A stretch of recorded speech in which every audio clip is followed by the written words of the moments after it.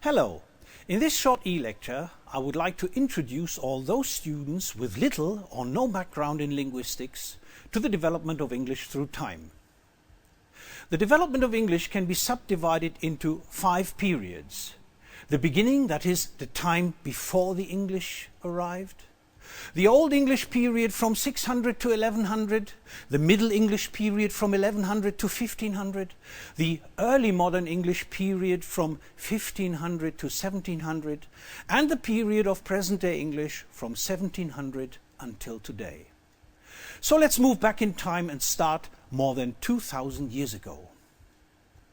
The first Indo-European speakers to arrive on the landmass, now called England, were probably the Celts. We do not know exactly the date of their arrival, but they were already on the British Isles several centuries before the birth of Christ.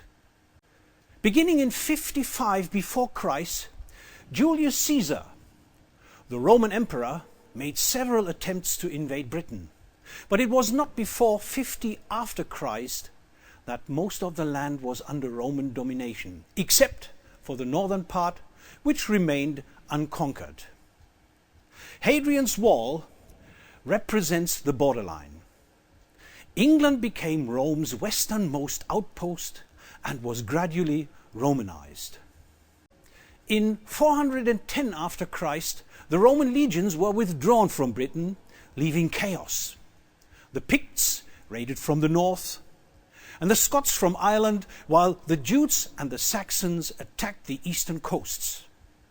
Throughout the 5th and 6th century, the Britons were slowly driven back into the mountain areas of Cumbria and Wales. Germanic-speaking tribes replaced the Celtic peoples. The earliest period in the history of the English language is referred to as the Old English period. And the origin of this Old English period goes back to the 5th century after Christ, when Germanic tribes invaded Britain. These tribes were the Saxons, the Angles, and the Jutes. Linguistically, the Old English period is generally defined as from 600 to 1100 after Christ.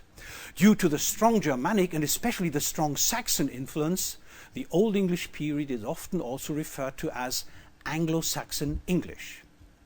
Its geographical extension was approximately identical with today's area of England. Like its ancestor languages, Old English was synthetic, with numerous agglutinating tendencies. It inherited most phonological and morphological properties from Germanic and had a relatively free word order. Let's listen to an example. Se vloed uitgewaad, sa flottan stoden jerwe, vikinga fella, wie is jerne, heet sa helada, chlea, heldan sa britje, wie en wie herne. Se was haten wolfstaan, kavne mit his kunne. Dat was kerlan sunu, se thone forman man, mit his franken offschert. Ver baldli kost on tha britje stop. Ver stodon mit wolfstane wien unforchte, alvere en makkus, modie tweeën. Tha nolden at tham forda flam je wirken, ak hi fast liedje, with tha fund werden, tha huile ver hi wapna welden mosten. The beginning of the Middle English period coincides with the Battle of Hastings, the key event in the Norman conquest of England, when William, Duke of Normandy, after the battle known as William the Conqueror, defeated the English under King Harold II in October 1066. The Norman conquest brought massive changes to England's political and social structures, and it had an enormous impact on the English language. After the Norman conquest, England's social and political structures underwent dramatic changes, such as an almost complete replacement of the English aristocracy by a Norman aristocracy. English largely lost its status and became the language of the lower classes, especially among the nobility. In literature, law, and in official documentation, it essentially disappeared as a written language. The year 1204 marks the turning point when King John, nicknamed John Lac Land, lost his English possessions in France, leading to a gradual decline of French as an official language in England. By the 13th and 14th centuries, even the children of the English nobility no longer learned French as their native language. English had become the new medium of instruction. Although French remained the official language of England well into the 14th century, two events of that time sealed its fate. The first was the Black Death, when between 1348 and 1351, 1/3 of the people in England died. This led to enormous labour shortages and an increase of the prestige of English, which was the language of the working class. Another event was the 100 Years' War from 1337 to 1453, which led to a loss of all continental holdings, without which the English no longer had important reasons for learning and using French. The end of the Middle English period is marked by several historical incidents, where the first two had an enormous impact on the development of English.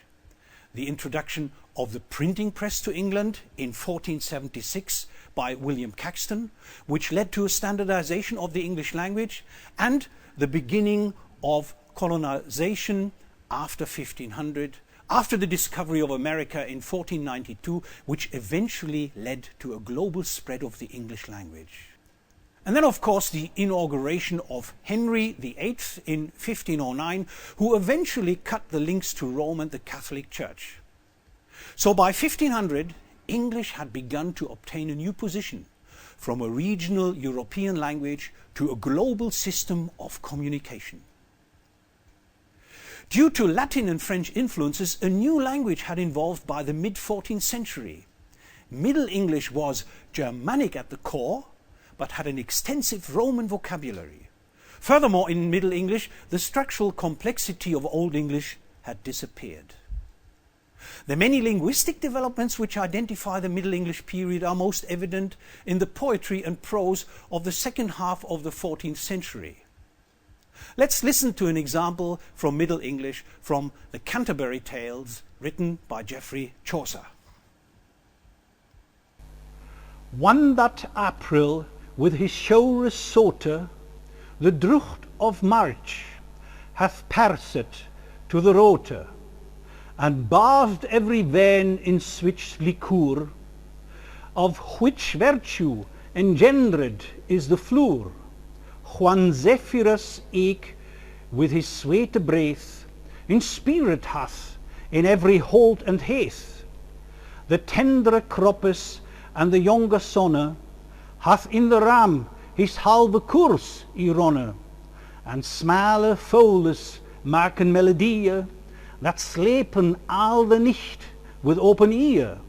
So prikketh hem naturen hier courages, than a longen volk to goon on pilgrimages, and palmres for to seken stronge strondes, to ferne halves, cool in sundry londes. The beginning of the early modern English period coincides with the ascendancy of Henry VIII to the throne in 1509. The end of the early modern English period is marked by the completion of the Great Vowel Shift and the beginning of the scientific age at around 1700. Most influential with regard to early modern English were the works of William Shakespeare. For this reason, early modern English is often alternatively referred to as Shakespearean English. By the end of the Middle English period, most of today's syntactic and morphological patterns had been established. Early modern English was fairly analytic. The word order had already become quite fixed to subject, verb, object due to a reduced inflectional system, and of the 5 Old English cases, only 2 had survived. The great change that classifies early modern English as a new period is mainly phonological in nature. Between 1450 and 1650, 5 of the 7 long vowels of Middle English were raised and 2 became diphthongized. This great vowel shift finally made English intelligible to the modern ear. The revival of classical scholarship during the Renaissance brought Latin and Greek loanwords into the language. Scientific writers were often in need of new words and thus borrowed in abundance from these languages. Not all of these borrowings, though, survived. Anyway, let us illustrate early modern English using an example from Shakespeare's set of sonnets. Here is sonnet number 18. Shall I compare thee to a summer's day? Thou art more lovely and more temperate. Rough winds do shake the darling buds of May, and summer's lays hath all too short a date. Sometime too hot the eye of heaven shines, and often is his gold complexion dimmed, and every fair from fair sometime declines, by chance or nature's changing course untrimmed. But thy eternal summer shall not fade, nor lose possession of that fair thou owest, nor shall death brag thou wanderest in his shade, when in eternal lines to time thou growest. So long as man can breathe or eyes can see, so long lives this, and this gives life to thee. By about 1700, the English language differed only slightly from present-day English. The most important development was external. It concerned the position of the English language among the languages of the world. From a regional language, it developed to the most widely used language of our time. The first significant step in the progress of English towards its status as a global language did not take place before the end of the 16th century. By the end of the reign of Elizabeth I in 1603, literature had boomed through the works of Spenser, Marlowe and Shakespeare, and Francis Drake and Walter Raleigh had laid the foundation for expanding the English influences in the New World. Today, the spread of English around the world is often defined in terms of 3 concentric circles. The inner circle refers to traditional historical and sociolinguistic origins of English, where it is used as a first or native language. The outer circle includes countries colonized by Britain and the United States, where English is spoken as a second language and where it plays an important historical and governmental role in multilingual settings. The countries in the expanding circle did not institutionalize English as an official language, but recognized the importance of English as a foreign language. Well, insofar as there has ever been such a thing as a world language, English is one today. During less than 300 years, English developed from a regional language to a global language. Today, English constitutes the most widely used individual language with more than 300 million native speakers and more than 1.5 billion official users. Thanks for your attention.